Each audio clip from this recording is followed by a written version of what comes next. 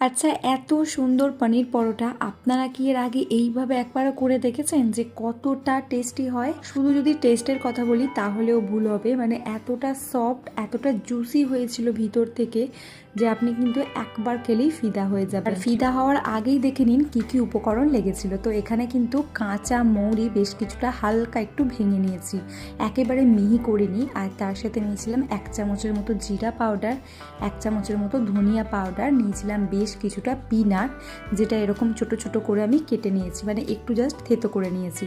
আর নিয়েছিলাম বেশ কিছুটা ধনিয়া পাতা, কিছুটা কাঁচা লঙ্কা আর জোয়ান। তার সাথে সাথে লেগেছিল পেঁয়াজ, আদা। আর এগুলো এত সুন্দরভাবে কাট করার জন্য আমরা বাইরে থেকে একটা সেফ বুক করেছি। By the way, jokes apart, সেটা দাদা, মানে দাদা এগুলো কাটছিল আর এতটাই স্পিডে কাটছিল, আমি তো জাস্ট অবাক। আর বারবার এই হাতের দিকে দেখছিলাম যে কখন না ফট করে কেটে যায়। আর দাদা কিন্তু নিজের কাজের পাশাপাশি রান্নার প্রতি একটা আলাদাই ন্যাক আছে, মানে বিভিন্ন রকমের কিন্তু রান্না নিজে এক্সপেরিমেন্ট করে দেখায়। আর আমরাও নানা রকমের সুস্বাদু খাবার টেস্ট করতে পারি আর শিখতেও পারি। পেঁয়াজটা কাটার পর এবার আদাটাও সরু সরু ছোট করে কেটে নিচ্ছিল।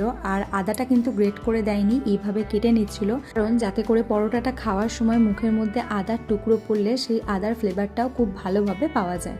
তো তারপর একে একে কাঁচা লঙ্কা, ধনিয়া পাতা, এগুলো সমস্ত কিছু রেডি করে নিয়েছি। আর যেহেতু পনির পরোটা, তো এখানে কিন্তু প্রায় 400 গ্রামের মতো পনির নিয়েছিল। আর এই যে হাত দিয়ে কিন্তু ভেঙে ভেঙে নিচ্ছিল, একটু দানা ভাব রাখছিল যাতে করে মুখের মধ্যে পড়লে সেটা ফিল করতে পারি। তো তারপর এখানে গরম মশলাটা নিতে ভুলে গেছিলাম, তো সেটা নিয়ে নিল। আর যেহেতু খুব একটা কেনা মশলা আমরা বাড়িতে ইউজ করি না, তাই গরম মশলাটাও কিন্তু একেবারে বাড়িতে বানানো। এই সুন্দর স্ট্রং গরম মশলার রেসিপি কিন্তু অলরেডি আমার চ্যানেলে আছে, যেটা আমি আমার শাশুড়ি মার থেকে শিখেছি। তো আপনারা যদি দেখতে চান তাহলে কিন্তু আমার চ্যানেলের শর্টসে আছে, তো ওখানে গিয়ে আপনারা দেখে আসতে পারেন। তারপর এই পনিরের সাথে যত রকমের মশলা রেডি করা ছিল সমস্তটাই অ্যাড করে দিয়েছে। তার সাথে পেঁয়াজ কুচি, লঙ্কা, ধনিয়া পাতা, A to Z, মানে যেগুলো আমি দেখিয়েছিলাম, তো সেগুলো সমস্ত কিছু অ্যাড করে দিয়েছি, দিয়ে খুব ভালো করে মিক্স করে নিচ্ছে। আর তার সাথে সাথে পরিমাণ মতো লবণটা কিন্তু আপনারা দেবেন, লবণটা ঠিকঠাকভাবে নিজেরা অ্যাডজাস্ট করে নেবেন। এরপর যে পরোটা বানানোর জন্য ডোটা বানিয়েছিলাম, সেটা কিন্তু একেবারে নর্মাল গমের আটা দিয়ে বানিয়েছিলাম, মানে এখানে কোনো রকম আমি ময়ান দিইনি, তো নর্মালি এটা বানিয়েছিলাম।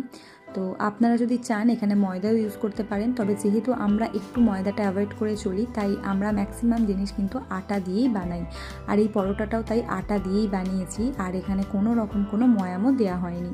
তো তারপর দেখুন একেবারে ভরা ভরা পুর দিয়ে খুব ভালো করে ফিল করে নিয়েছি। পরোটাটা বেলার সময় সামান্য তেল দিয়ে বেলে নিয়েছে যাতে করে ফেটে না যায়।